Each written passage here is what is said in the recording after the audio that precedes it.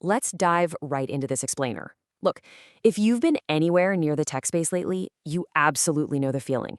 AI fatigue, right? There is a new tool, a new model, or some groundbreaking feature launching literally every single hour. It's totally overwhelming. But today, we're going to explore tech creator and entrepreneur Tina Hung's incredibly structured approach to beating that exact fatigue. Instead of drowning in all that noise, she's actually mapped out a highly intentional philosophy for her AI tools across her daily life and business. So let's break it down. Have a core set of tools that you know how to use really, really well, as opposed to trying to chase the hype of a lot of different tools. That right there is Tina's foundational philosophy. And honestly, it is such a breath of fresh air. Her entire approach is anchored in intense focus and mastery rather than endless experimentation. You know, she isn't just trying to sign up for every single new beta that hits Hacker News. Instead, she curates. She handpicks tools that solve very specific problems and integrates them deeply into her actual routines. So what does this all mean for us?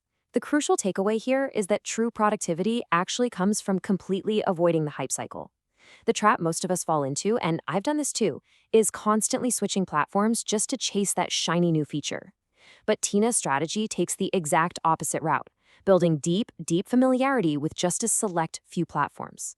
Because think about it, when you really master a tool, you stop thinking about how to use it, and you start focusing entirely on what you're actually creating.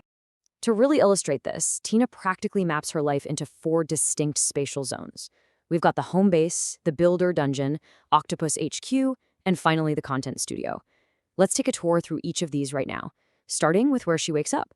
Zone 1, the home base. This is all about her lifestyle automations, morning routines, and general knowledge gathering. Here, she relies heavily on Claude Cowork, which, if you don't know, is Anthropic's local AI agent.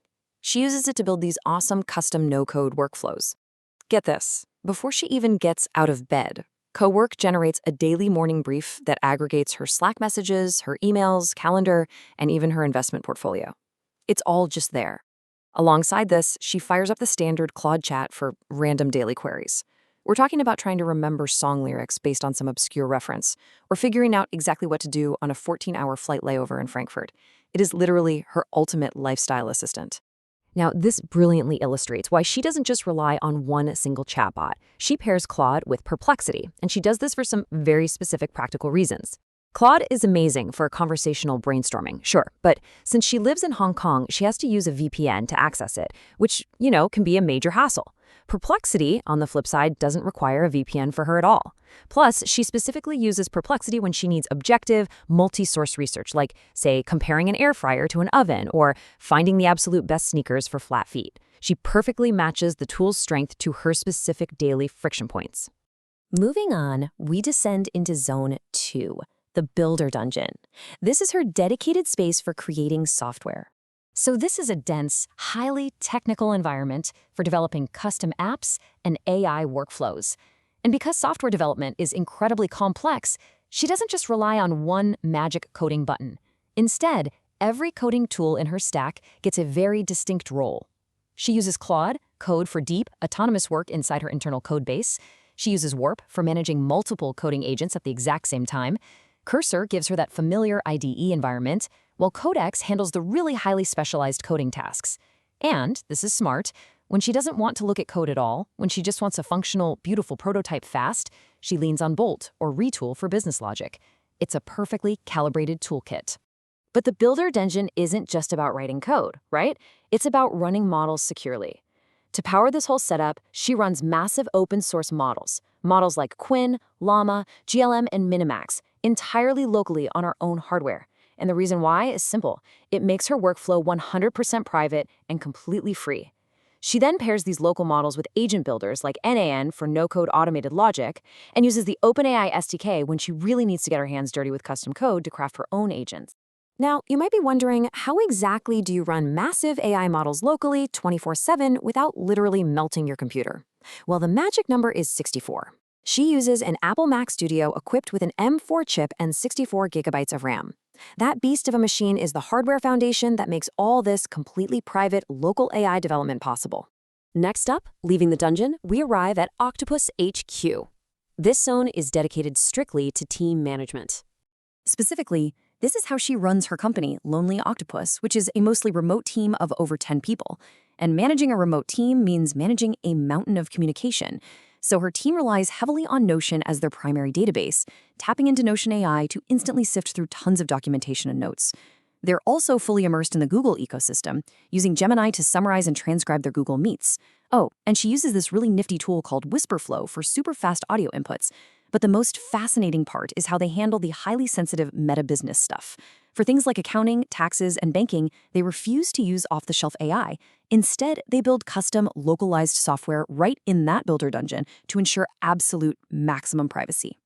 I've got to highlight the unsung hero powering a ton of these automated company workflows, SERP API. Look, when her custom AI agents need to look something up, whether it's for an internal news tracker or a massive client database, they need accurate, live data. SERP API is brilliant because it allows her AI to programmatically fetch real-time Google search results instantly as totally clean JSON data.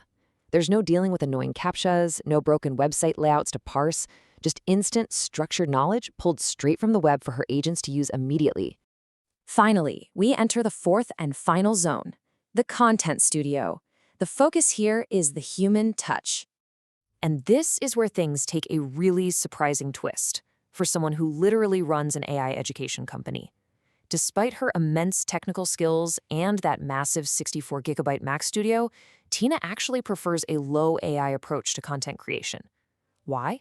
Simply because she genuinely enjoys it. She loves the human touch required to conceptualize and make videos. So she intentionally limits AI in this space to ensure the final product remains totally authentic and connected to her audience. It's honestly a great reminder that just because you can automate something definitely doesn't mean you should. Now, when she does use AI for her content, it is highly, highly strategic. She relies on her own local open source agent, which she named Hermes. And Hermes basically autonomously executes this incredibly efficient three-step workflow. First, it constantly tracks AI discussions across Reddit, X, and Hacker News.